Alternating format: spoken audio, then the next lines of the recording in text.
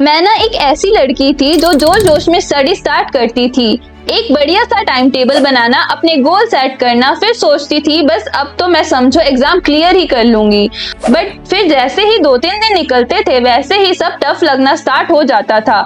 जैसे कि time table के अकॉर्डिंग पढ़ना या अपने गोल्स अचीव करना, क्योंकि या तो स्टार्टिंग में सब्जेक्ट बहुत टफ लगना स्टार्ट हो जाता था या टाइम मैनेज नहीं हो पाता था या कोई पर्सनल इश्यू स्टार्ट हो जाते थे, जैसे कि घर वालों से लड़ाई, बॉयफ्रेंड से लड़ाई या फिर अचानक से कोई काम आ जाता था। और ये सब भी नहीं, कोई चीज डिस्ट्रैक्शन बन जाती थी, जैसे कि सोशल मीडिया या ये नहीं तो किसी दूसरे को देखकर अपनी लाइफ खराब करने की आदत। फिर मन करता था कि गिव अप कर दो, मुझसे नहीं होगा। बट मैंने गिव अप करने की जगह अपनी लाइफ में ये 5 चेंजेस किए, जिससे मैंने अपनी लाइफ में बहुत इम्प्रूव किया। जिसको थर्ड को देखे बिना गिव अप करते रहोगे तो उसको जरूर देखना। तो अगर आपको भी जानना है वो सारी चीजें तो कमेंट में लिख दो, I am ready to do changes. तो चलो स्टार्ट करते हैं without any delay. Number 1, write down all your feelings. जब मैं पढ़ रही होती थी तब बहुत सारी चीजें मेरे माइंड में चल रही होती थी, जिससे मैं पढ़ने में कंसंट्रेशन नहीं कर पाती थी। जैसे कभी कभी घर या फ्रेंड से लड़ाई हो जाती थी तो पढ़ते टाइम सोच रही होती थी कि ये मेरे साथ क्या हो रहा है, और या किसी और की लाइफ में कुछ और करते देखती थी तो सोचती थी मैं जो कर रही हूँ उसमें सक्सेस हो भी पाऊंगी या नहीं, फ्यूचर खराब तो नहीं कर लूंगी। ऐसे ही काफी सारे थॉट्स माइंड में चलते थे। फिर मैंने इन थॉट्स को स्टॉप करने के लिए इनसे लड़ाई नहीं की, बस इनको लिखना स्टार्ट किया। बिकॉज जूलिया ने कहा है कि writing is medicine, it is an appropriate antidote to injury, it is an appropriate companion for difficult changes. तो मैंने एक जगह एक पेपर पर बिना किसी को दिखाए सब लिखना स्टार्ट किया। जो भी फीलिंग्स चल रही होती थी, जो भी थॉट्स आ रहे होते थे, फिर अपने थॉट से अपनी प्रॉब्लम को समझा और सॉल्यूशन डिसाइड किया। इससे बहुत हेल्प मिली और मेरा स्टडी पे कंसंट्रेशन बेटर होता चला गया। Number 2, focus on present, note the past और फ्यूचर। दीदी मेरे सभी फ्रेंड मुझसे आगे निकल गए हैं, मैं तो अभी भी बहुत पीछे हूँ और मैं तो पिछली बार भी सबसे लो मार्क्स से पास हुई थी, तो इस बारी पता नहीं क्या होगा।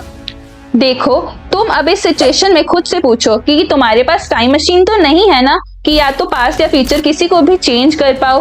तो अभी किसी की भी टेंशन मत लो, ना पास्ट की सोचो ना फ्यूचर की टेंशन लो। बस ये सोचो कि प्रेजेंट को कैसे अच्छा बनाया जा सकता है, प्रेजेंट में क्या गोल्स होने चाहिए।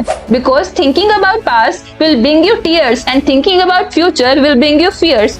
सो दोनों ही कंडीशन आज क्या कर सकते हो वो सोचने ही नहीं देगी, तो अभी वो करो जितना कर सकते हो। अभी आपके पास जो रिसोर्सेज है, मटेरियल है और मोस्ट इम्पोर्टेंट जो टाइम है, उसे यूज करके अपने गोल्स को फोड़ दो। Number 3, remind yourself that it is okay to struggle. सबकी लाइफ में कुछ ऐसे दिन आते हैं जब पढ़ने का बिल्कुल मन नहीं करता, तो ये सब नॉर्मल है, सबके साथ होता है। टायर्ड फील करना या डिमोटिवेट होना, इसका मतलब ये नहीं है कि आप लेजी हो या वीक हो। खुद को लो करो लो फील करना, बिकॉज ये नॉर्मल है। तो गिल्ट मत रखो, बस एक पोज लो फिर स्टार्ट करो। क्योंकि अगर इन दिनों में भी हार नहीं मानते और अपने फोर्स के साथ इन डेज में भी पढ़ लेते हो तो यकीन मानो आप उन लोगों से कहीं आगे निकल जाते हो जो थोड़ी प्रॉब्लम आते ही अपने गोल्स को भूल जाते हैं। Because difficult roads lead to beautiful destination. So अगर इन डिफिकल्ट डेज में भी हार नहीं मानते, उसमें लड़ते हो, उनका सामना करते हो, तो ट्रस्ट मी आपको अपने गोल्स को अचीव करने से कोई नहीं रोक पाएगा।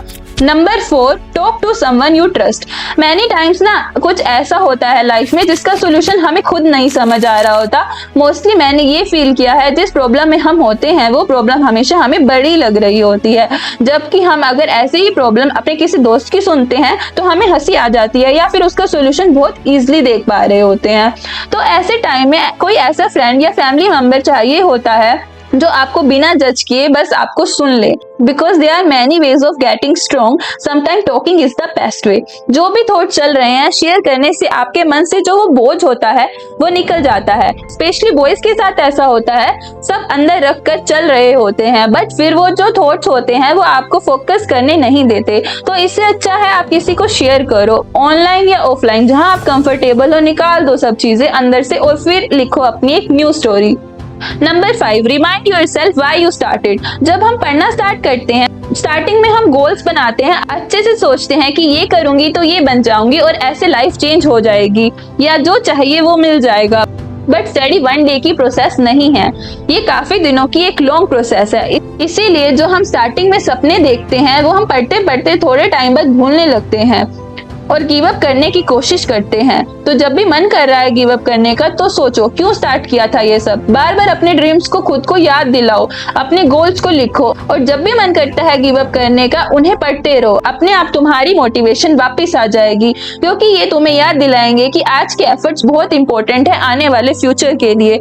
तो अगर कोई भी पर्सनल इशू है या कोई ऐसा इशू है जिससे कहीं और शेयर नहीं कर पा रहे हो तो नीचे कमेंट सेक्शन में लिख दो। मैं ट्राई करूंगी आपके हर इशू को सोल्व करने की, किसी वीडियो के थ्रू या आपके कमेंट का रिप्लाई करके। अभी के लिए आपकी दीदी चलती है, मिलेगी आपसे ऐसे ही नेक्स्ट वीडियो में।